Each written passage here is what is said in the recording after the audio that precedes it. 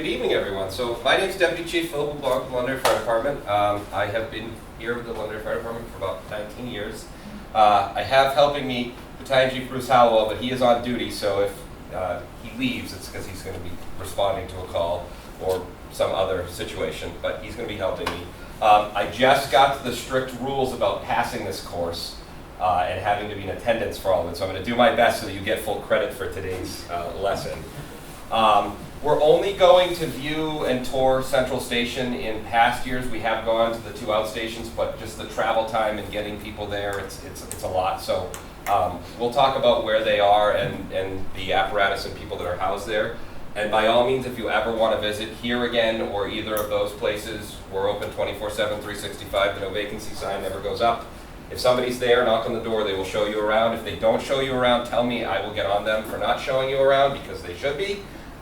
But we are always open for you guys to come in and see what we do and ask questions. And so I put together a slideshow, which honestly, Londonderry Fire's history is not that deep, and I've been learning more and more of it over the last couple of years, but I've had to dig in really deep to find it. And this last week putting this together was actually enjoyable because I dug even deeper and found out some things about the fire service in Londonderry and the history of our fire department that I didn't even know from some of the information that I'd received. So we're going to go over that. We're going to go over the fire apparatus we have here in Londonderry, the amount of people, personnel we have, the hazards we have in town, how we respond to those hazards, and then we're going to take questions that you guys may have on anything. And then after that, we will take a tour of this building, and I might break you guys up into two groups of 10 or 10-ish, and I'll have Chief Hallowell take some of you to the operations side first, and then some of you will stay over here with me, and then we'll flip-flop just because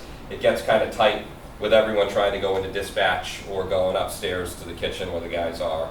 They all know you're coming, so they'll be on their best behavior. They might be eating dinner at this point. I don't know, you guys have been running around, so they might be sitting down to dinner, but that's all right. They know you're coming, and they're happy to see you guys. So, and we're happy to have you. So welcome to Londonderry Fire Department.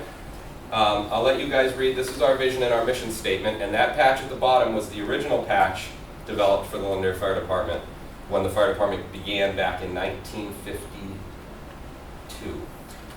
Now, 1952 seems like a long time ago, but if you think about the fire service, the city of Boston has had a fire department since the 1800s, right? The Manchester Fire has been doing this since the 1800s, right? So our history here in Londonderry is really not that old when it comes to the fire service and an incorporated or even unincorporated fire department, right? And so that is part of growing and challenges that we face now as a community because we haven't had 150 years to learn, to grow, to flex, right? We have gone from small town to big town over a short period of time and have had to play the slinky game with it. So I bring that up because, again, our history is really not that old in the grand scheme of the fire service. So was there a volunteer fire department before then? We're going to get there. Oh, okay. We're going to get there. So, in 1949, there was zero fire coverage, zero fire response in the town of Londonderry. In 1949, they placed 29 fire extinguishers, similar to that, in very strategic places all around town. And there were 5 red phones located in, there were 15 of those fire extinguishers in 29 locations, 15 at each one, and 5 red phones strategically placed in 5 people's houses around the town of Londonderry. And if there was a fire, that phone would ring all of that phone would ring in all 5 houses, and whoever was closest to the incident and to where the extinguishers were would go get the extinguisher and try to put the fire out. And if they couldn't, then they had to call for help from Derry or Manchester. That started in 1949. Now, the men and women of Londonderry decided that wasn't really working out well for them. So in 1952, 10 men came together and they created the Londonderry Volunteer Fire Department Incorporated. They didn't have a fire station, they didn't have fire trucks, but they said, we are here together to try to help, right? And they said, we are going to work together to try to use our funds, raise some funds, to try to get something to respond properly, or as properly as you would in 1952, to a fire here in Londonderry. That gentleman over there is the first president, John McClane, not to be mistaken with the gentleman from the movie. He was the first volunteer president of the Londonderry Volunteer Fire Department. In 1953 was the first time that Londonderry Fire became a municipal organization, because the town appropriated $500 to these 10 men to try to start adding something to their organization, whether it be equipment or gear, things of that nature.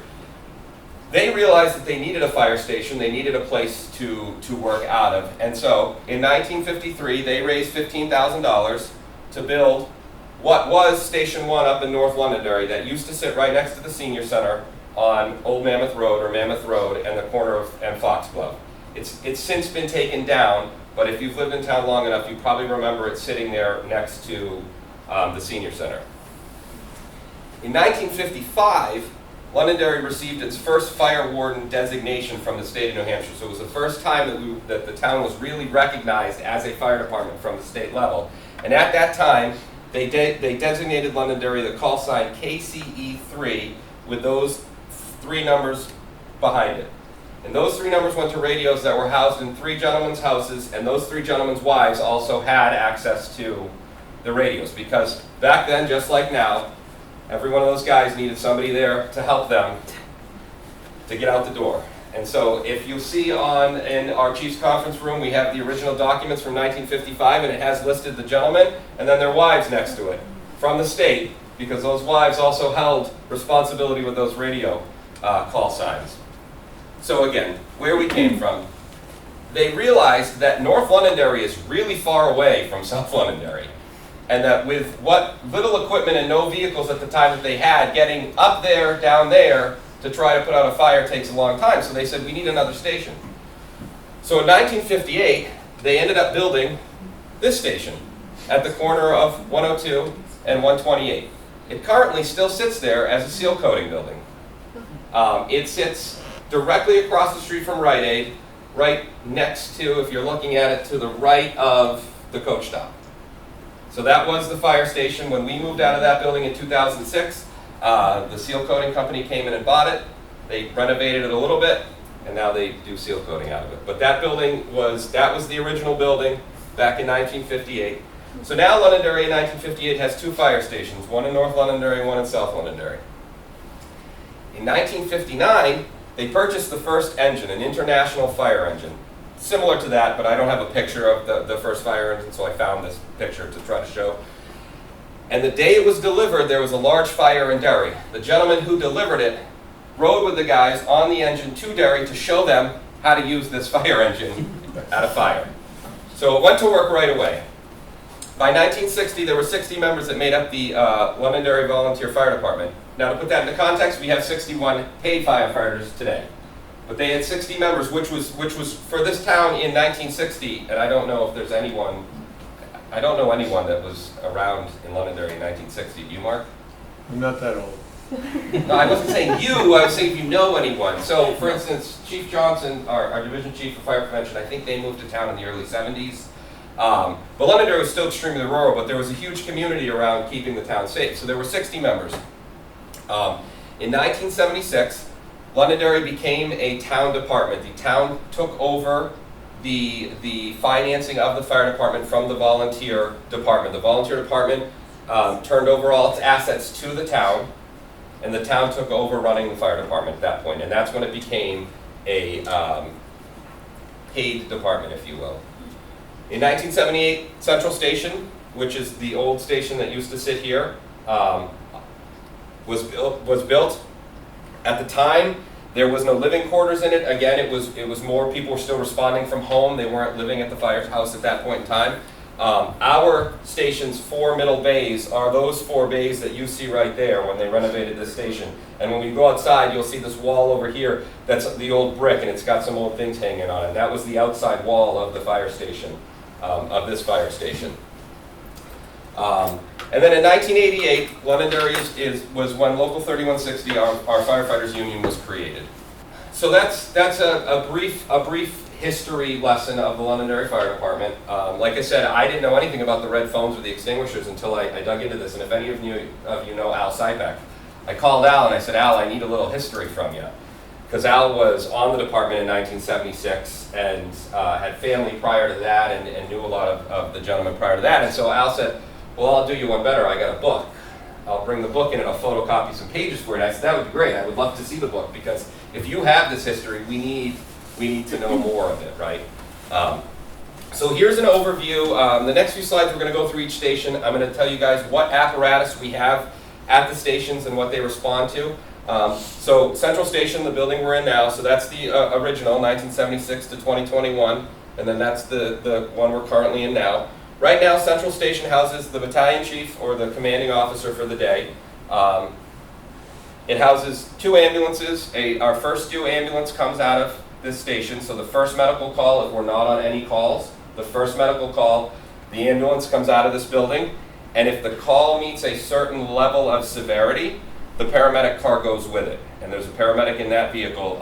And all of our responding apparatus, with the exception of our forestries, have advanced life support saving medical equipment in them. So if an ambulance is coming from another town, or if the paramedic car is by itself because we're busy and we have to call mutual aid, or a fire engine gets there first, they have all of the same advanced life support medical equipment and drugs that an ambulance has. The only thing they don't have is the narcotics, because they're so heavily regulated and we keep them so secure that they're only in the ambulance and the paramedic fly car. And we have lock boxes with codes, and you have to be a paramedic to get a code, and we check them every day, and it's, you know, they're heavily guarded. But other than that, all of the other life-saving equipment, machinery, we have on all the other apparatus. So if an engine gets to your house and, you know, and it's, or somebody's house, or a car accident, and it's of the most severe medical problem, they can start working on the patient before the ambulance gets there and provide that high level of care. So on top of that, we have our tanker truck in here. We have our heavy rescue vehicle, which carries all of the tools and equipment we need for rope rescue, for water rescue, for motor vehicle accidents with entrapment, or people or things pinned or crushed under things. Hazardous material supplies, we call it speedy dry, it's like cat litter, so any type of fuel spills, anything like that. We have the absorbent pads to start to mitigate those problems. Now, a lot of those rescue problems, because they grow in size, we get stretched quickly, so we'll call somebody else in to back us up. So for instance, Southern New Hampshire has a hazardous materials district, which is made up of multiple towns from the area. And those towns all pay into this district, and they all have different trucks and equipment staged at different places. So for instance, if we have a tractor trailer rollover, a fuel truck rolls over and it starts spewing fuel, we're going to call the hazmat team. They're going to send a hazmat team leader. They're going to send the foam trailer, which can put down the firefighting foam to keep the fuel from spreading. They're going to send all kinds of equipment for it. And so as part of that organization, we lean on them and others for some of these technical rescue type events that our 13 members on duty are going to be quickly absorbed up into, and we're going to need more assistance with. And it works out well, because it's good collaboration with our mutual aid partners from Derry and Windham and Salem and Manchester and Nashua and Hudson, and so it works out well. And then we keep our a first due fire engine carries 1,000 gallons of water, and it's not on here. We have 2 ladder trucks, and they're normally at the outstations, and you'll see them in the next 2 slides. But if one of them goes out of service, we bring it in here so it's centrally located and can respond. And then we have a big forestry, military forestry vehicle, and that is part of an agreement we have with the State Fire Warden Division, and they have a handful of these trucks placed around the state for larger brush fire situations. So we received that truck from the state, and then we outfitted it with our equipment.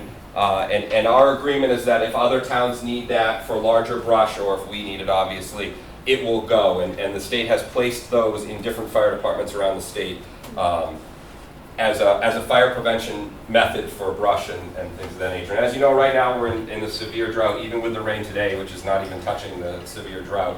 So we've been dealing with a lot of brush of late. And so that truck hasn't gone out the door, but we have been chasing brush around town lately. All right, so here is Station 1. Station 1 was my favorite fire station to work at in Londonderry because it felt the most like a home and like a fire station. You lived up above where you worked. It was homey. By all means. Those school poles? It did not have a pole. We have a pole here. It did not have a pole. It could have, but I think back when they built it in the 50s, that wasn't even a thought of theirs. But we definitely outgrew it, and it was definitely worn and had felt the time, and it was time to go. And that lot just wasn't big enough to build what we actually needed for modern day fire response. But it was you could sit outside and see the people in the neighborhood, and you felt like you're part of the neighborhood. And so that was the original firehouse in Londonderry. It closed in 2010, and then that is Station 1 that sits up on Grenier Field Road. So Page Road off of Mammoth, like you're heading up towards the airport or into Manchester, and it's off on the right-hand side. Right before you go up to where the school district office is, if any of you are aware where that is. That's where that's located. Our Station 1 and our Station 2 are almost identical. They were built by the same architect. We built Station 2 first and then built Station 1. So we modified a few things in Station 1 that we realized it could have been better. Like Station 2, in the back of the building where they walk in the mornings to the kitchen, there was no vestibule, so they were just coming straight in from the outside. So with this, we put a vestibule. So when it's snowing or raining and they have all this stuff, they're not just walking right into the kitchen. Little modifications, but by and large, they're pretty much the same two stations. At Station 1, we have our tower ladder. So we have two ladder trucks, like I said. One's a tower ladder, which means it has a bucket on the front of it. One is what we call a straight stick or an aerial, which is just a ladder. We keep this in North Londonderry because North Londonderry has all of our biggest occupancies and largest target hazards. And so we need the beefiest truck with the biggest rescue capabilities to be up there, and that's Truck 1. Truck 1 is our oldest vehicle in the fleet. It was built in 2001. We have a new truck on order to replace it, but we're not going to see it for 3 years because it takes 4 years to build a ladder truck right now. It takes 3 years to build a fire engine, 4 years to build a ladder truck. So we've ordered it.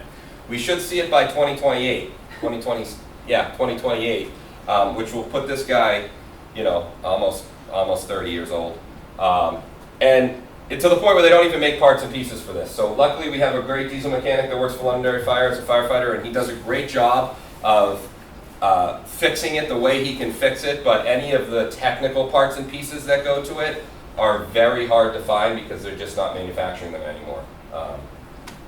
We have another ambulance up at Station 1. That ambulance, so the ambulance, the fire engine, the forestry, and this truck are all cross-staffed by 3 members. And I'll show you later on in the slide how we break down where people are located. But there are 3 members that work at that firehouse, and they cross-staff these vehicles. And what that means is if a call comes in and they could get dispatched on their engine, if the ambulance from Central, like I said, that goes on the first medical call is already out on a call, and another medical call comes in North Londonderry and they're in their station, they're going to get dispatched onto the ambulance to go take that medical call. If there's a forest fire or a brush fire, they're going to jump on, they're going to put 1 person in here and they're going to put 2 people in the engine, and they're going to take that to wherever the brush call is.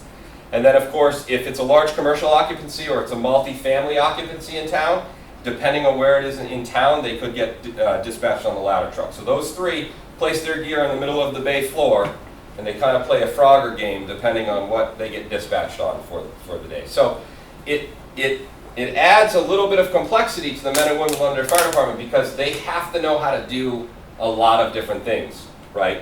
And at times it's not fair to them. We ask them to know how to do a lot of things.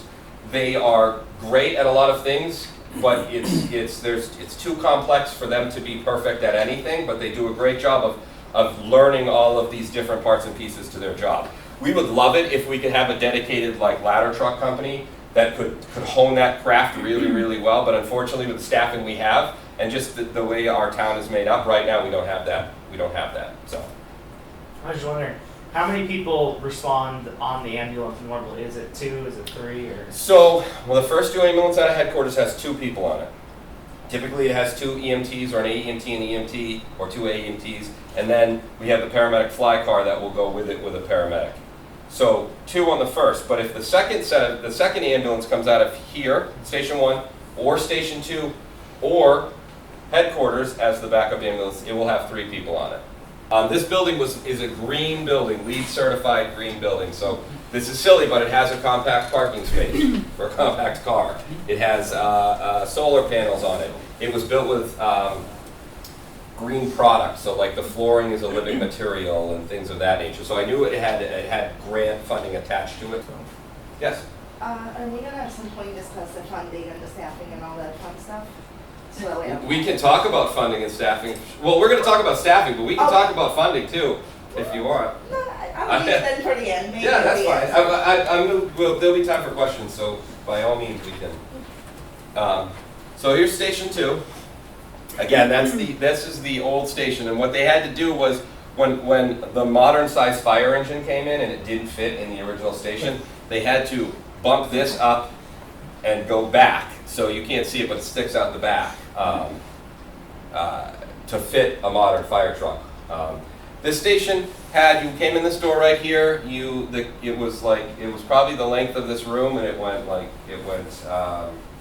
watch desk, and then there was delineation in the floor, and then it was like living space, and then delineation in the floor, and then it was like kitchen.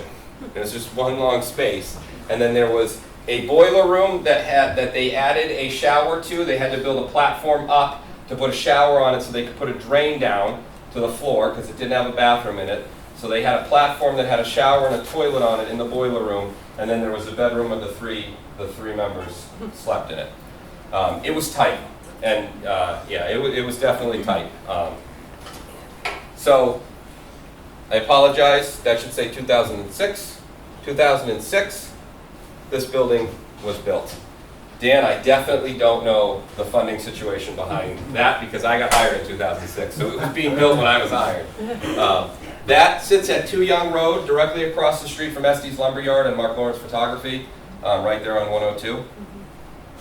Just like Station 1, it houses a ladder truck, our aerial, so like I told you, this one doesn't have a bucket. This truck's a little bit smaller. It's easier to get into residential spaces, homes, neighborhoods. We have an ambulance. Like I said, this ambulance all of these pieces are cross-staffed just like Station 1 with 3 members.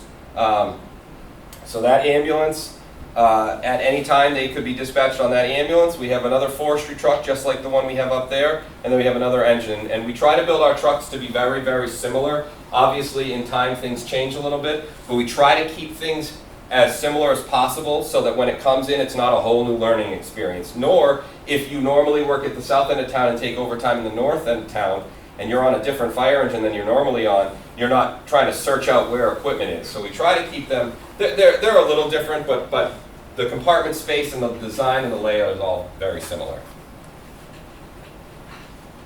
Question? Yeah. Like sometimes in my neighborhood, there'll be a medical call, and I'll see like either the engine or like the ladder truck come in. Why that instead of say the ambulance? So if it's a medical call, you should see the ambulance too. So depending on the severity of the call. So 911 codes medical calls, alpha being the lowest, echo being the highest. So if it is an alpha level medical, you're getting the first due ambulance out of headquarters with 2 people and a fire engine or a ladder truck, depending on what piece of apparatus the men and women are on at the outstations at that time. If it's a Charlie level call or above, the paramedic fly car gets added into it. So now you have the paramedic fly car, the ambulance, and the fire truck or the ladder truck going. So, and we get that question a lot, why don't you just send the ambulance? Or the ambulance and the paramedic fly car. And our reasoning is that we'd rather have more providers there, and if they're not needed, they can break away and go, than ask for more, right? There used to be a mindset that like we don't want to burden people, we don't want to burden mutual aid, but the mindset has changed. We're going to send more and turn it around than waste the time to need it and not have it and have it come. So that's why you'll see situations like that. And then of course we have, and we'll talk about this, but we have urgent cares, dialysis centers, doctors' offices, where we'll just send the ambulance or the ambulance and the paramedic fly car by themselves to those because they have medical providers there who can help stabilize the situation. Unless of course it is an echo or delta, or delta or echo, which is like cardiac arrest or close to cardiac arrest, we'll say for severity's sake. So if you have to if you have to take somebody out of the building, Mhm. where you need equipment to get them down the stairs or Mhm. something, is that equipment in the ambulance as well, or is that like only in the truck? Nope, that's in the ambulance. So for instance, the stair chairs, which is a Yeah. piece of equipment we use to get people up and down stairs, are in the ambulances. So Okay. we will go for what we call lift assist, whereas somebody just, they're wheelchair bound, they need help getting into their home from their car, they just came home from a doctor's appointment, they'll call for a lift assist. We'll go with the ambulance and the engine, just so we have the manpower to help lift, and we'll use like the stair chair, or we'll use the stretcher, or something in the ambulance. And we will send just the engine at times, but again, the equipment needed for things like that are in the ambulance. All right, so this is my fun and probably confusing to you graph of the Londonderry Fire Department, but I'm going to explain it to you. Again, history in the fire service, bugles are what are used to designate rank within the fire service. So in the military, stars are generals, colonel is a bird, oak leaves, things like that. In the fire service, it's bugles. So the Londonderry Fire Department has a chief, that's the 5 bugles. Currently, we do not have a fire chief, but we're in the process of the hiring process, so hopefully in the next month or two, we should have a new fire chief. So we have the fire chief position, then we have an assistant chief, which is the 4 bugles over here. Assistant chief's name is Fred Heinrich. We have a deputy chief, myself, and then we have a division chief of fire prevention. His name's Brian Johnson. So we're represented with the 3 bugles here. In the Londonderry Fire Department, the people who do the work are the 4 battalions. We have 4 battalions, 1, 2, 3, and 4. Those 4 battalions are led by 4 battalion chiefs. Chief Hallowell, we have Chief Jeremy Magoo, we have Chief John Camiri, and we have Chief Jeff Anderson. Those are the 2 cross gold bugles. They are in charge of emergency operations on a day-to-day basis in the town of Londonderry.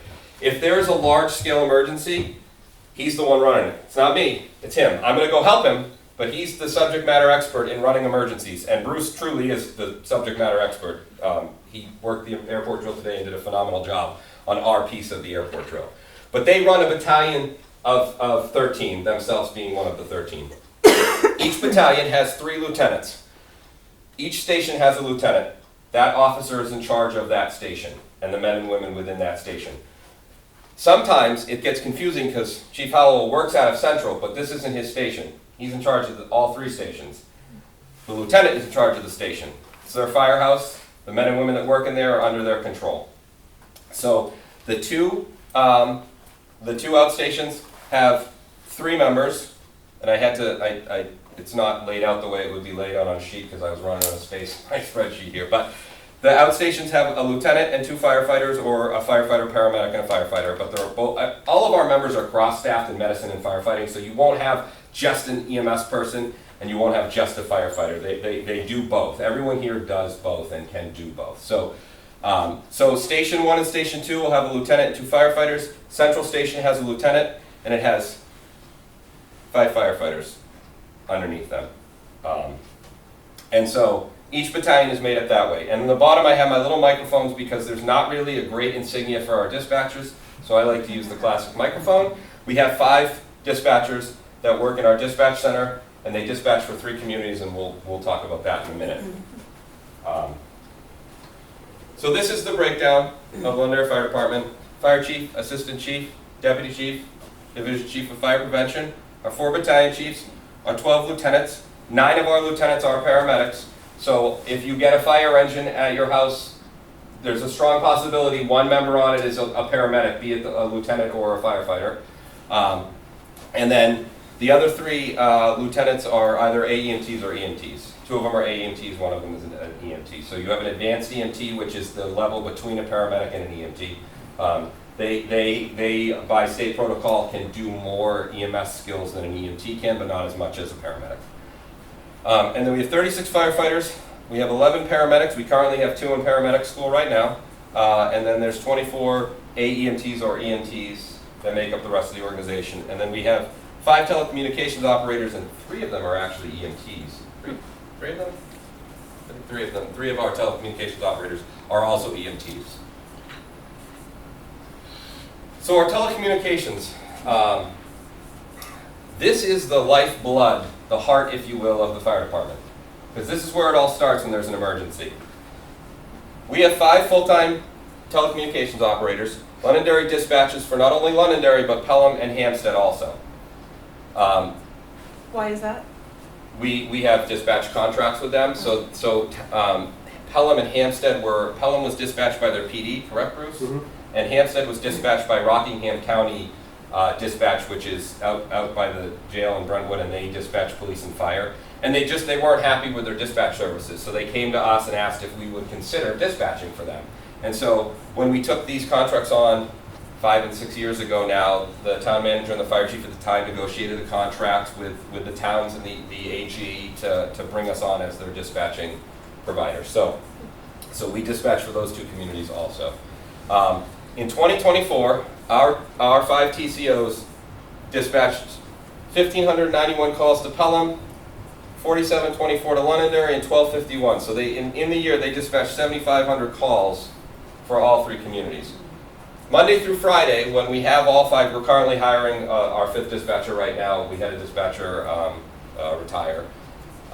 When all 5 are hired, through Monday through Friday, we have 2 dispatchers in the dispatch center from 9 to 5. We have one that works a 24-hour shift, and then we have an impact shift person who works from 9 to 5 to help alleviate that. It's thin, because it gets real crazy in there when you're by yourself, right? And they do as good a job as they can by themselves. But the reality is that we're working towards trying to get 3 more. If we had 8 full-time dispatchers, we could have double coverage in our dispatch center 24/7, which is really what we need to handle the call volume. Because again, we can't plan out calls, right? We don't know when they're going to come in. So, it never fails. One comes in, and then one more, and then another one, and another one. Like this morning, we had the airport drill, and we had somebody in on overtime to work just the airport drill. And as soon as he sat down for the drill, a call from Hampstead came in, right? So it's just how it goes. But the chaos and the skill set to be able to, and Bruce is a dispatcher, Chief Hallowell is a dispatcher by trade also, and he's very good at it. But the multitasking skill set it takes to do this job is, I would put it up against any job the guys and the girls go out and do on the street, because you're getting bombarded with phone calls, with computers, with 911 calling you. If it's bad and it's in the public, the phone doesn't stop ringing because everyone is calling in, and you have to calmly sift that information out, put it into the computer, and get the proper emergency response in a timely fashion, right? And so it's very difficult, and they do a great job. So that's our telecommunications division. So what happens with the 2 people on with multiple calls coming in? Does it roll over to something else, or what would happen if they're both on calls? So they'll just take multiple calls at the same time. So we will stack calls, and Bruce can speak to this better than I can because he's worked in there. Like, say there's a storm, and we get a lightning strike that sets off multiple alarm activations, or we have more than 2 or 3 at a time. They'll start triaging and stacking those calls, and they'll start dispatching them out, at the severity level with which they are. But if they get 2 or 3 calls, they'll handle 2 or 3 or 4 calls at the same time by themselves. I don't know, do you want to speak to that? There's a rollover system as well. So after a certain number of rings, if it's one of our emergency lines and the dispatcher isn't capable of picking it up, it rolls over to an organization that we have a municipal agreement with, which is Derry. So Derry's our backup for communication. So if our phones go down or 911 can't get through to us, it rolls over to Derry, and then we just communicate with each other over the radio. That happens, I would say, not routinely, but it's not unheard of for us to receive a backup 911 call for them, and it's not unheard of for them to get a backup 911 call for us. There's only so many phone lines, and so if there's 7, 8, 9, 10 calls coming in all at the same time, they start to cascade. We also have a fail-safe system in the building, so if after 4 rings in the dispatch center, there's also a phone on the operations side where the firefighters usually sit. They'll hear that phone ring over, and they'll take they can pick up that phone, and there's a notepad right next to it. They'll write down information because sometimes they may be getting 5 or 6 calls that aren't for Londonderry. They could be for Hampstead or for Pelham. So none of our personnel are going to that call, but that one dispatcher in the communications center is getting 6, 7, 8, 9 emergency calls. And there's also, in New Hampshire, we have public safety answering point, which is New Hampshire 911. Many people probably don't pay attention to it, but there's a little tax on your cell phone bill, and that goes to support the 911 system. So if you call 911 anywhere in the state of New Hampshire, you go to one of two public safety answering points. You either go to Laconia or Concord. And those locations have dispatchers that are telecommunications specialists who are EMD certified, so emergency medical dispatch. They start talking you through, certain things that help you in an emergency, while consequently they're also notifying us, and we're getting all the information while they're talking you through. Because as I'm sure you can imagine, our one dispatcher can't talk you through how to do CPR and tell us where we're going. So that system works pretty well. And we have what's called a CAD. So as soon as somebody dials 911 in the state of New Hampshire and it's within the jurisdiction of Londonderry, a little map pops up and the dispatcher can see where the call's coming from. And then you'll start to see the information start populating. So they'll know like it's a medical, and then they'll know, it's a female, they'll know it's chest pain, and then they start getting the determinant. And before you even get the 911 phone call from the state, they've already dispatched us. So a lot of people think, oh my God, it's a waste of time to call into 911. I'd rather call dispatch directly. 911 actually is alerting us, even though it seems like they're gathering a lot of information. They're already alerted us, and we're already working our way towards the emergency scene as they're giving pre-arrival instructions. And we have in our firehouses an alerting system internally. So as they're getting that information, even if they don't have all of the information and they're ready to put it out over the radio, they'll trigger red lights, and there's tones that indicate whether it's a medical call or a building fire, whether it's the paramedic vehicle going, whether it's the battalion chief. So it gets them going within the station, heading towards their apparatus to go on the call before the call's even dispatched out. And it's just another step to speed up the process, versus before there was alerting systems, they would just come over the radio and say, engine 2, medic 3, and they dispatch it. But it didn't give the guys any time to get from wherever they were to wherever they needed to be to go out on the call. So we have that also because the 911 CAD will, like Chief said, will give you chest pain or female, but it doesn't give you an address. Or sometimes we'll get cross streets and we'll go, okay, is this a motor vehicle accident, or is this somebody who's injured in their car, or is this a house, or is it a house? And there's no more information. So we can start moving the process forward before we get all the information, and then when we get the information, they can then dispatch the call out, and it helps get them out the door in that timely manner that we're looking for. For instance, right before you guys came in here, our dispatcher was dispatching a motor vehicle accident in Pelham with entrapment within the vehicle, and at the same time, you guys had an elevator alarm, box alarm, at one of was it Bridle Path? Yeah, Bridle Path, and the alarm was in the elevator, and so they had to figure out where the alarm was to make sure that it wasn't a real fire somewhere. And so she was dealing with the Londonderry companies dealing with a fire alarm activation and a motor vehicle accident with multiple people entrapped at the same time in Pelham, and so she could have been calling the hospitals to let them know that if the chief needed more resources, she would have been calling, say, Salem or Hudson or Wyndham or Derry to send more resources to his emergency at the same time. And it's fairly frequent that we have multiple calls going on at the same time. And that dispatcher is responsible. Each one of those communities has its own radio frequency. So, Londonderry, we're not listening to Pelham, and Pelham's not listening to us, and Hampstead's not listening to either of us. They're all independent. So that dispatcher is in reality talking to three different, at any given time, 3 different municipalities, but we all don't know each other's talking to that dispatcher. So they really need to be able to multitask and hear, 2 or 3 radio channels and talk on the phone at the same time. It's a wild experience in there.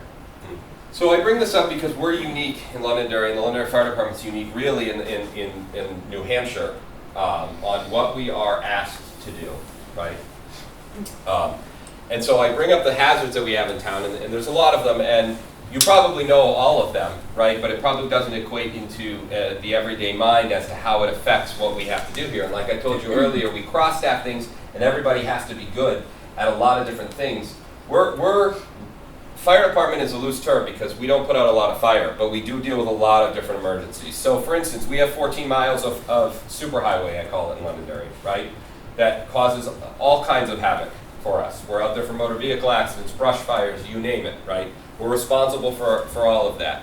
We have a natural gas power plant, which, mind you, doesn't usually have a lot of emergencies, but when it does, like a turbine fire, it's a big deal, right? We have a gas line that runs through the whole town. Again, heavily regulated and very safe, but it's just another hazard that we have to be aware of and prepared for. Up in North Londonderry, we have a lot of large industry. So FW Webb is 1 million square feet. They run a road race around it. It's like 1.5 laps to run a 5K around it. It's an enormous building. And whenever there's an emergency in there, our 3 guys that get there first are going on a hunt, right? They're going on a hunt to figure out where it is inside of these large facilities. Our industry partners are actually excellent to work with, and they actually do a great job of helping us out. But it still doesn't diminish the hazards that come from it. FW Webb is 1 million. Pratt & Whitney, UPS is 500,000 square feet. There are smaller ones, but those smaller ones have chemicals and hazardous materials in them. The freezer warehouses we have in Londonderry, and Stonyfield yogurt. The way they keep it cool is ammonia. There's enough ammonia in those buildings to wipe out southern New Hampshire. Now, I don't want to scare you because ammonia is lighter than air and it floats up. So it's not going to, but my point being is that those buildings have a lot of hazards. They have ammonia alarms. We just went to one the other day when they have ammonia leaks, because over time things corrode and they start to leak and ammonia leaks, and we have to deal with that hazardous material. On top of the fact that they're like deep freezers inside of there. Government buildings. We have a new DEA drug lab. I don't know if I'm supposed to tell people about that or not. I am. So we have a new DEA drug lab. Again, it's very safe and regulated, but something could happen, and if it does, it can get out of hand very quickly. And we have, of course, the Military Reserve Center, which has munitions and vehicles and all kinds of hazards there. Of course, we have the schools. It's a concentration of people. We have, as you guys are aware, more and more multi-story buildings, and they're well fire protected, right? Our fire prevention division and the town has done a great job of fire protection, but it still is a large concentration of people in one area, and when you concentrate a lot of people in one area, it just leads to more call volume, more emergencies. We have medical facilities, doctor's offices, urgent cares. We have a couple of dialysis centers. We go to them fairly regularly. One of our biggest customers is the Elliott Urgent Care. We call it the Elliott Slingshot. It's 10.8 miles from the Elliott Urgent Care to the Elliott Hospital. And there's many times where they drive up, and they drive right back, and they drive right back up, right? And it just creates more work. We have the airport. The airport, 2/3 of the airport sits in the town of Londonderry. And a lot of people don't know that. We, the Londonderry Fire Department, are responsible for anything in the town of Londonderry at the airport that is not inside of the federally regulated FAA fence line. So the terminals, the parking garages, the fuel farms, the parking lots, the FAA tower, that's all us. We are responsible for that. The airport has a fire department who is responsible for airport firefighting and will assist us, but they have 4 people on duty. So it's not like they have a lot. So medicals on aircraft, medicals in the terminals. We've had fires in the terminals, fires in the baggage claim areas. That's all on us. The parking garage, that's our responsibility in our jurisdiction. And then our senior population. We have 8,000 seniors in the town of Londonderry, right? We have, Dan, correct me if I'm wrong here, because I'm just thinking off the top of my head, but I think we have 7 or 8 senior residential neighborhoods. Am I right there? Right? Yeah. We have the Baldwin Assisted Living Facility. We have the All-American Assisted Living Facility. Those 2 facilities have a memory care unit, so people who have memory care issues are in those facilities, and we tend to go there often, right? So we have a wide variety of things in the town of Londonderry that we have to be knowledgeable in, right? It's not just residents, or it's not just municipal buildings, or we have to be knowledgeable in all of these things. And so from a recruiting standpoint, it's great. People want to come work here because some people want to come work here because they like the idea of having to be able to learn all of these different things. And then we tell people, You're never going to be perfect at any of them, but if there's something you really, really like, let's hone in on that. And you can become the expert in that area, be it hazmat or vehicle rescue or high-angle rescue or whatever the case may be, right? Because that's what we need to make up the Londonderry Fire Department because of all of these hazards. We tell people who interview, if you just want to be a fireman, if you just want to be a firefighter, Londonderry is not the place for you like you're not going to see a lot of fire like you wish you did. It's not going to be like New York City or, you're better suited to go to a Manchester or an Nashua where that's what they do, right? They don't deal with nearly as much of this. They deal with more of that, right? And they don't deal with the medicine piece of it either, and that's 75% of our job is medicine. So that's my presentation. Questions about anything, and then when we're done questions, we can start our tour. Yes, Bill, sir. can you touch base on this new program that the fire department has started at the high school, I think? So Lieutenant Tony Macaron has worked with the high school over the last 2 years to develop a I don't want to call it it's like an on-the-job training or an introduction into firefighting, because the current group is not getting certification out of it. But the high school came to us and said, we are looking for, they call them ELOs, they're looking for learning opportunities for high school students outside of the normal classes you take to go to college. So the trades, right? They had an event called Bring Back the Trades. So we worked with them to put together this program where people who were interested, students who were interested could enroll in, and they had to apply for, enroll in a firefighting program. And they come here, or we have online lectures that they do sometimes at school to learn the firefighting trade, if you will. And so I think there's 8 students right now in the program, and 2 times a week they come over here for the first 2 periods of the day or their second 2 periods of the day. And part of the program, they have uniforms, they have a whole syllabus that they have to work through, they have things they have to achieve. We've rented them gear that fits them so they can wear gear and see what it's like. The other day they were out back doing vehicle extrication on a pickup truck bed, and it's just introducing them to our profession. And I think it's great on twofold. It's great on 2 fronts. One, recruitment into the public service is very hard right now. It's just people aren't, for various reasons, pay, retirement, the physical nature of it, whatever the case may be. People aren't flocking to us to be firefighters, right? In 2008, we had 2 openings, we had 140 people apply. We had 5 openings last year, we had 12 people apply, right? It's just the nature and the atmosphere of police and fire and nursing and everything post-COVID, right?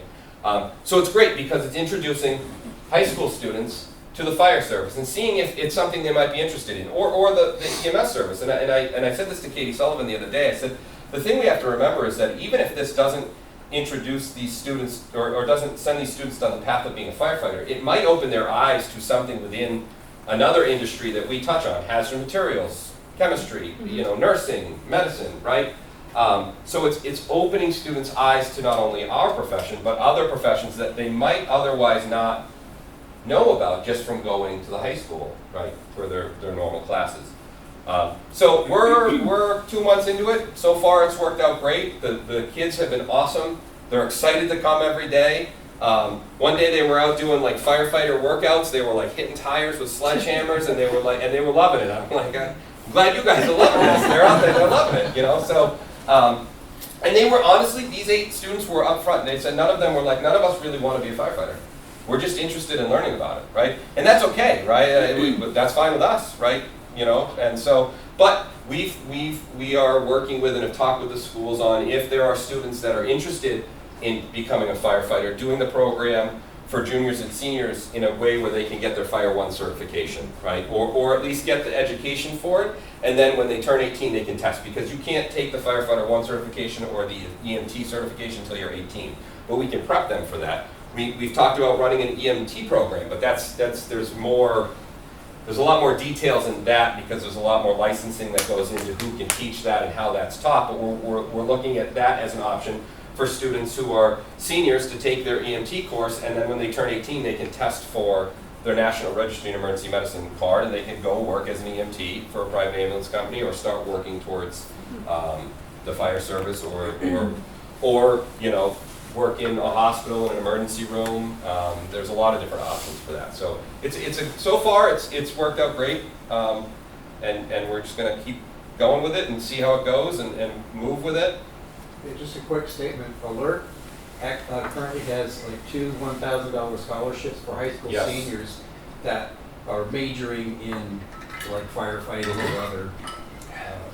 One of the so he actually just getting off probation, but he's a Londonderry kid, as I call him, because he's like 20 or 21. But he was a recipient of the Alert Scholarship prior to going to the Tech in Laconia for fire science.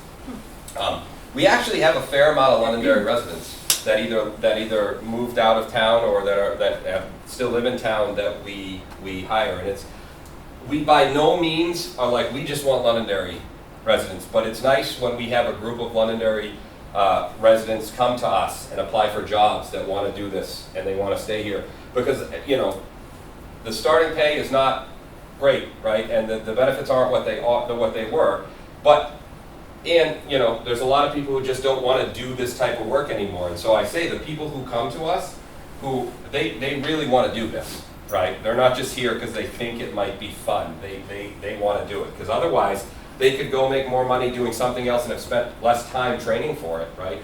And so we've been fortunate. We've got a lot of Londonderry residents on our roster. And so that helps because they're invested in this community, right? They have family in this community. With the massive construction going on in Londonderry and the massive congestion, and I see an accident on Gilcrest almost every other day, is your staffing adequate? No. And it's not per NFPA standards. We're not even close to what the standard is, but it's not. We're better than we were at 13. But I would say, what are we, 68% of the time we have multiple calls in the town of Londonderry going on at the same time. And so if we have 2 moderate calls, we're fairly thin across the board. It's not, but the other piece of that is that the staffing to call volume game is a pendulum. And right, we add staffing, call volume goes up. We add staffing, call volume goes up. And I'm preaching to the choir because I think every fire department in this country will tell you they don't have enough staffing, because people, as we know, are the hardest things to put in seats because they cost the most money, right? So to answer your question, no, we don't. We are looking at ways to grow that. We look at grants. We look at going to the taxpayers to bring more people in, but no, right now we don't.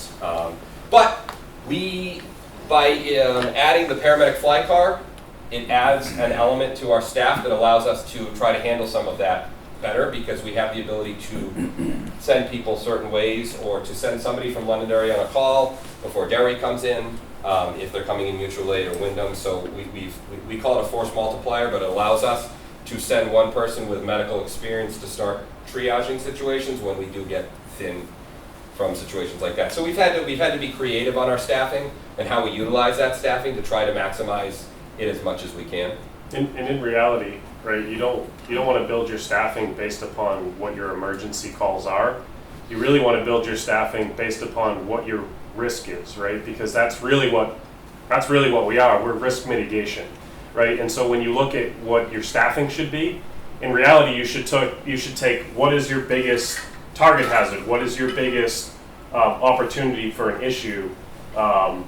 What's your biggest building, and then you should work your staffing back from there. So, and you can use a number of different you can use NFPA, you can use ISO, whatever validation,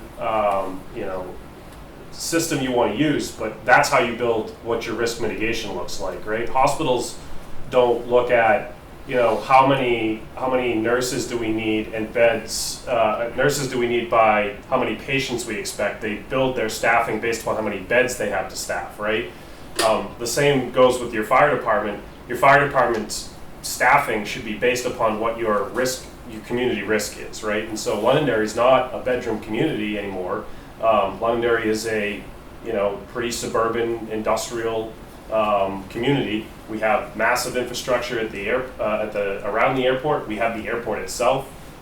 You go down the 102 corridor and you have, apartment building, row house, apartment building. In reality, the only place that's, residential and suburban is center Londonderry, and the outskirts is all been, you know, fairly well developed. And so when we look at what our staffing should be, you know, you build the number back from a number that's way higher than 13, but 13 is what we have. You know, when I started in 2008, we were running 9, and our call volume has increased, but like I said, you don't really want to build your staffing and your staffing model on your call volume. You really want to build it on what risks are you trying to mitigate, and that's, you know, that's where you should work your way back from. Right. I have 2 questions. One, I was wondering if you could touch on, like, how much is mutual aid needed? Like, is it a daily thing? Is it every other day? Is it every other call? And then also, you know, obviously tough to compare. I'm not asking you to compare community to community, but from what you know of maybe Derry or Hudson, other communities, is staffing similar? Do you know how many people they have on duty at one time? Yeah, so to answer the staffing question, for instance, we'll compare ourselves to Derry, to Salem, Hudson, Merrimack. Hudson and Merrimack are very similar. They have 12 or 13. Salem has 18. Derry has 17 or 18 on duty, which is really, so NFPA, which is one of the main standards we look at, for NFPA standard for the amount of firefighters on duty for to safely put out a 1 to 2 bedroom home is 16 people, right? So if it's a town of just 1 to 2 bedroom homes, the fire department should be staffed at 16 people per the NFPA standard. When you bring in multifamily dwellings and industrial occupancies, we're at like 23 or 24 people on duty per the NFPA standard, right? So Derry and Salem have done a good job of getting their staffing to that 16, 17, 18 level. It's not quite the 23, but Derry doesn't have the industrial base that we have. Salem does, and it's gotten more of that multifamily and industrial base, so they're better off in that, but they've done a good job with that. Hudson's very similar to us. They've grown, the town has grown quickly, and the fire department is just can't grow as fast as the town has, so they're in a similar boat that we are with staffing. Mutual aid, so mutual aid's tough because I would say every other day, every 3 days, we're probably calling mutual aid, I think. If you average it out, right? Yeah. If you look at the end of the year, it's more than once a day. Yeah, but there's a caveat to that. We have, we call mutual aid and they call us as a mutual aid agreement. So for instance, if we have a building fire or smoke in the building, we're automatically, as part of our dispatch, calling Derry and Hudson, right? And that counts as mutual aid. And likewise, Derry will do the same thing. They'll call and ask for an ambulance and an engine from Londonderry when they have stuff like that. And so that plays into the mutual aid numbers, but that's also, like I told you earlier, that mindset of let's ask for more and send it back, than then send less and need more quickly, right? And so a lot of times in those situations, we'll dispatch Derry for a building fire, smoke in the building to Londonderry, and then the chief will get on scene and go, no, you can turn Derry around, and they'll turn around and go back. And that's kind of the agreement we have with Derry and Hudson. And Manchester and Nashville are a little different. Manchester has a second alarm building fire, or they go to a second alarm, meaning like the first alarm is the initial dispatch, and then they need the next amount of people. We go and cover one of their fire stations, and the same in Nashua. But yeah, I would say it's probably once every 3 days. If you average it out over, once every other day, once every 3 days, if you average it out. Yes? If you can touch a little bit on staffing, so let's say that the taxpayers support 4 more firefighters. I think a lot of people think, well, you just put an ad in the paper and you get hired. Give us an idea of the longevity involved in that process. So the hiring process takes about, so I'm the hiring officer for the fire department. The hiring process, we've gotten down to about 8 weeks. From not 8 weeks from getting resumes and doing the interview process. But from when we have them interviewed, we decided Kevin's gonna be offered a job. From when Kevin's offered a job to when they start is about 8 weeks. Now, prior to that, it's probably an additional month. Or longer, depending on if we have a list already made up. So for instance, we just did interviews and we have a list that will be good for a year. So if we have openings, we can reach out to those people, and if they are still available, we'll offer them a job. And then if they accept it, then they'll start the hiring process. But if we don't have a list, we post the list for a month, or we post the opening for a month at a minimum to get applications. And once we get the applications, then it's at least a couple of weeks for me to set up the interview process with all of the candidates, depending on how many we have. And then it's another week to set up the chief interview that whoever we were looking to offer jobs to with the chief, and then after that we started. So it could be anywhere from 12 weeks to 16 weeks, depending on where we are and what we have for lists from a hiring standpoint. And then once they get through the hiring process and they start the job here, they're on probation for a year, and it's a year-long worth of training. Do you get reimbursed for ambulance dispatch, like ALS, BLS? Yeah. So we bill for our ambulance runs. We don't bill for lift assists, or if we go to your house and you don't. The only time we bill is if we transport you. So if we take you to the hospital, we bill. But yes, we bill for ambulance runs. So you bill the insurance carriers? Yep. So the insurance carriers get billed.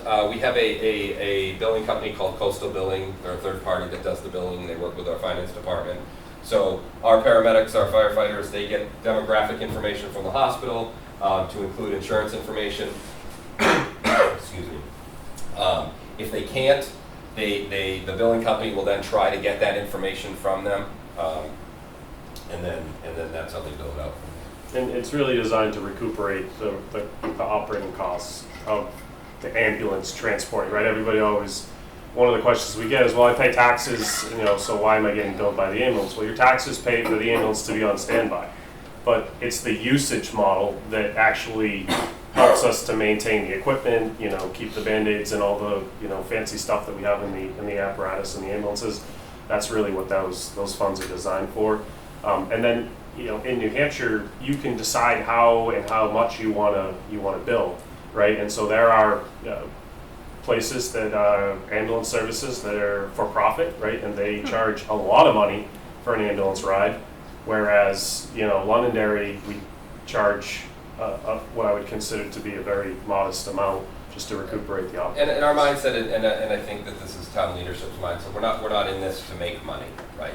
We're in this to offset the cost of operating the ambulance, right? And so, unlike the for-profits who are in it to make money, that's why they're charging that. We're charging the cost needed to be able to do this service for the community without taxing everyone, all 28,000 who may not be using it, or because again, like I talked about target hazards, we have a lot of through traffic. There's an influx of population in Londonderry on any given day. People driving through Londonderry to get to 93 from other parts of town, or who work in Londonderry or across the highway.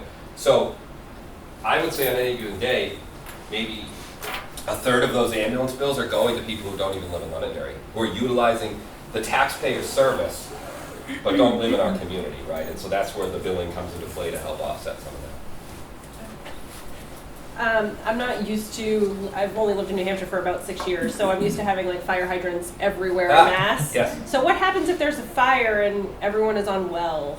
We bring a lot of water with us. So our fire engines have 1,000 gallons, our tanker has 2,500 gallons, and then part of our, we call them run cards, but part of our dispatch is to call tankers in that bring more water. And then we will set up like a water shuttle, basically. So wherever the closest hydrant is, you'll have, so for instance, if it's a house fire, let's say your house is here, we'll have an engine here, has 1,000 gallons when it shows up, and there's an engine behind it with another 1,000 gallons, and they tie into each other, and then there'll be a hose that runs out to, say, a tanker that's feeding them, and then that tanker back here that's feeding them, so now you have 4,500 gallons of water on scene. We'll have a tanker coming from a hydrant, or multiple tankers coming from a hydrant feeding it.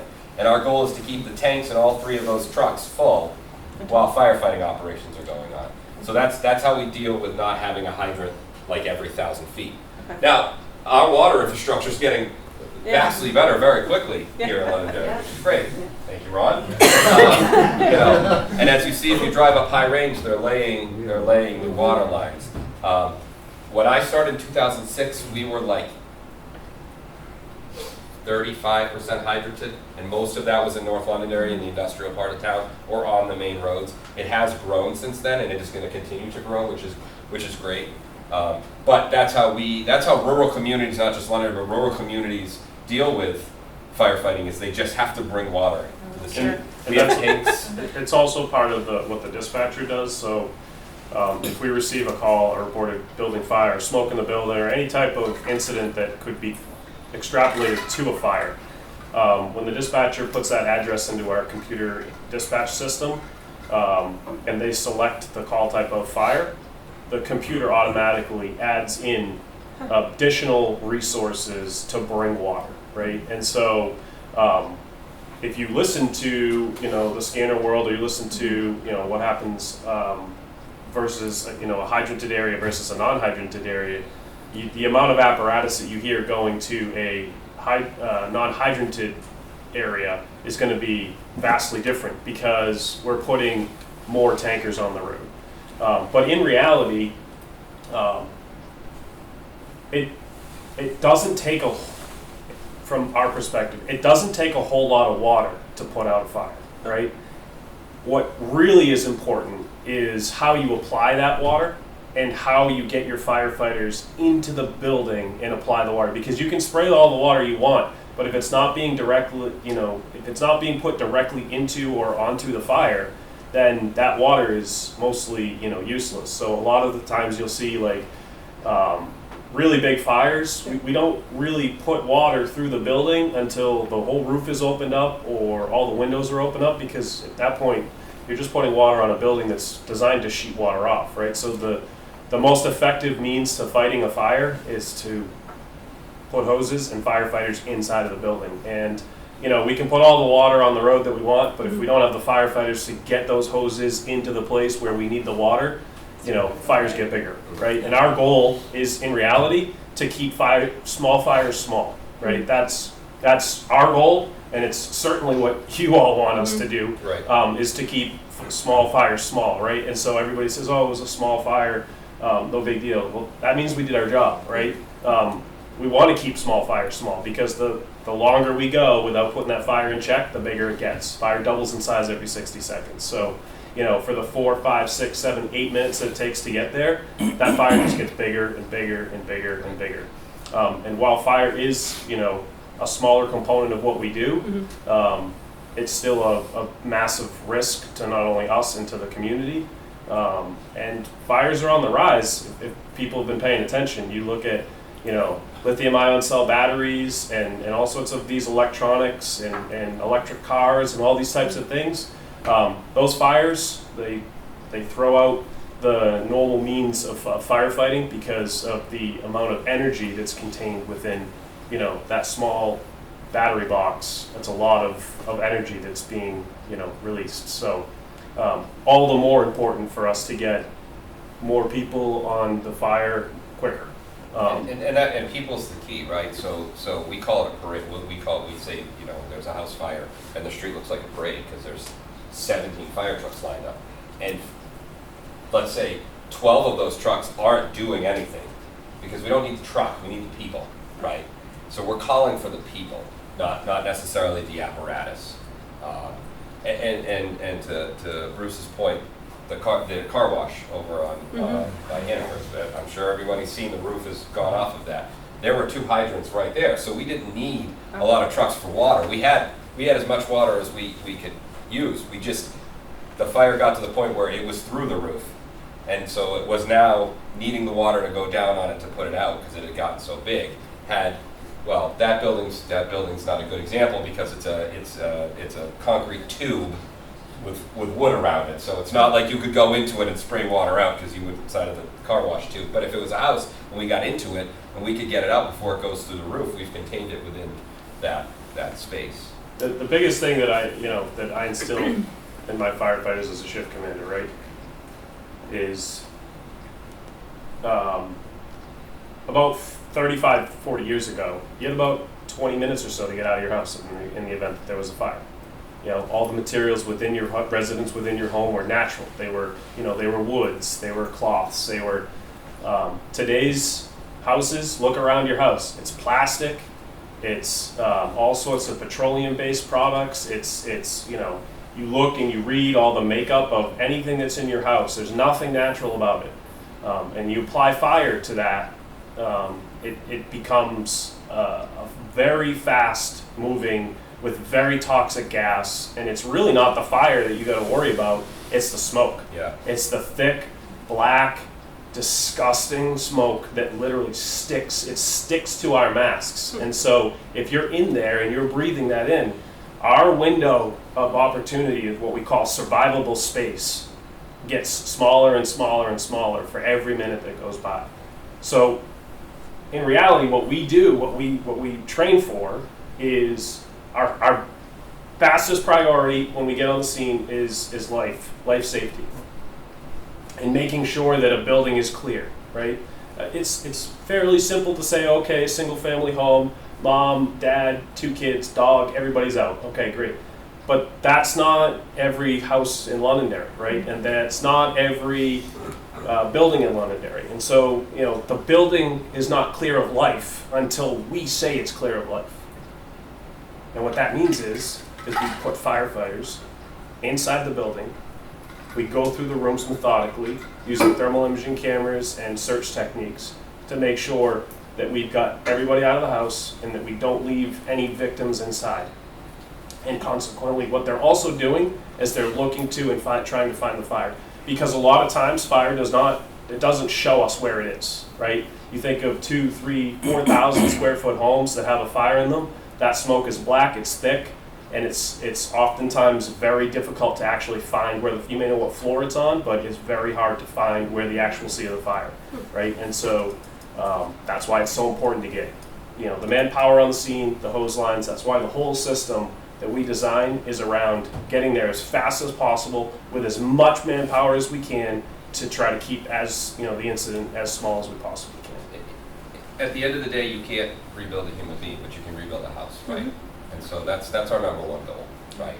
And we will do everything in our power to preserve your property, right? Especially once the fire's out, we will go in with tarps, and we will go in with the homeowners to say, what do you want us to remove? Like, that's a secondary priority, but we will absolutely try to protect your property as much as possible. But that property can be replaced, right? Yeah. People can't, Mm-hmm. right? And so that's our main priority. Hold on one second. Chief, I dispatched for a Massachusetts fire alarm for 11 years, and we used a RIT team typically. Do you employ that as well? And if you do, does it come from one certain town, or can it rotate depending on the need? Yeah, the RIT team for us is rotated based upon the need. So on any first alarm assignment, we auto aid an engine in from another community, and their initial assignment coming in for me as the incident commander is a RIT team, right? It's the 2 in 2 out rule, which is it's a rule we use in the fire service. That if I put my people into what we call an IDLH, immediately dangerous to life and health atmosphere, if they're on their SCBAs, regardless of whether it's a fire or a hazmat, if they're on their SCBAs, I need to have another crew outside ready to go in the event that something happens to those crews, right? So if I have 4 people in, I have to have 4 people out. If I have 8 people in, I have to have 8 people out, right? And so you can see how that gets very big very fast. And so, yes, the RIT team is on our first alarm assignment. That's an auto aid engine. But in reality, what happens is we strike a working fire, which would be the next above a first alarm, right? A first alarm is, hey, there may be a fire, or I have smoke in my house. We dispatch out a first alarm. A working fire is struck when an officer or of the fire department or first arriving unit gets on scene and identifies, yep, this is real working fire. That brings in another engine company that then replaces that engine that came in on the first alarm, because I'm going to put them to work, right? Because if you look at what my incident action priorities are, right, confine the fire, ventilate, search, I'm going to very quickly, eliminate all of the apparatus and the personnel that I have on that first alarm assignment. So then the working fire unit comes in and they take the spot of the RIT team. And that's only good for single family dwellings, right? Because if I go to a strip mall, if I go to a major manufacturing facility, I can't just have one RIT team. I'm going to have to have 2, 3, 4 RIT teams, right? So it gets real fast. How we're located, where Londonderry is long, we're 43 square miles. Communities are not, like Derry, we could always say Derry's gonna be our RIT team, but Derry might not always be the closest community. If you're in southwestern Londonderry, Hudson is gonna be closer. If you're, you know, southeastern Derry or Wyndham could be closer. So it's whatever town is closest to us when we call that town in for auto aid on that alarm, that town is the one that we set up as RIT, as our RIT team. So it could be Manchester, it could be Derry, it could be Litchfield, it could be Wyndham, it could be Hudson, any of the towns, depending on the geographic location of the town up there. So we're gonna take like 2 more questions, then we're gonna do the tour because we are pushing up against 8 o'clock. Hold on 1 second, Dan. What else do we use besides water for fires? It's very simple. Foam, it's called foam, it's like soap. We have that available We do. here. Yeah, we do. So we carry it on our apparatus. PFAS free. PFAS free soap, correct. PFAS free soap. We carry that on our apparatus. The trucks are made to either be, they have some of, well, we got them out of the tanks. Yeah. So now so we had tanks on the trucks that had pumps that would pump and it would proportion the soap to the water mixture to make the right mixture that we wanted. But we stopped doing that and we just have buckets of it that we can either pour in or pump in. And then the trucks are smart enough, the pumps are smart enough that like if I want 0.5% of that foam mixed in with how many gallons of water, it will proportion it and then send it out the hose for it. So we use that. And then, like I said earlier, the hazmat team has, that's part of it. They have a foam trailer that comes and can just spray. So if we had a tractor trailer rollover and we needed to blanket the fumes and the fuel with foam, we would call them in to do that. So basically, water, foam, hand tools, saws, hose, firefighters. That's my ingredients to put a fire out. Yeah. Yeah. Yep. Not in that order. Not necessarily in that order, yeah. Yep. Thank you. You spoke about a situation where dispatch would be talking through an individual on CPR as an instance. Can you speak to the legality of, you know, a citizen giving CPR to a fellow citizen in a situation, whether they are CPR certified or not? Yep, so Good Samaritan laws cover citizens on trying to perform life-saving measures on someone else. So if you are CPR certified, or even if you're not CPR certified and somebody you think is in cardiac arrest and needs CPR and you start doing it, you can't get in trouble for that because you're acting as a Good Samaritan, and there are laws that cover that, right? Likewise, if you're standing there and you're going, this person's in cardiac arrest, and you're like, I just don't feel comfortable doing that, and somebody comes and says, why aren't you helping them, and tries to get you in trouble for that, they can't. The laws also protect you there, because you can't be forced to do something you're not comfortable with doing, right? You can't be held responsible for that. So the Good Samaritan laws cover both sides of that coin. So, you know, people ask, oh, should I get CPR certified? Should I know CPR? And I tell them, you can take the CPR certification course and get the card, and then 2 years, do it again and get licensed again, if you'd like. Or you can take a CPR class and not get certified and just learn how to do it. It doesn't really matter either way, because the laws protect you from just trying to do the right thing. So do you want to divide it up? So yeah, we'll divide the class in half. Bruce, do you mind taking half to the op side?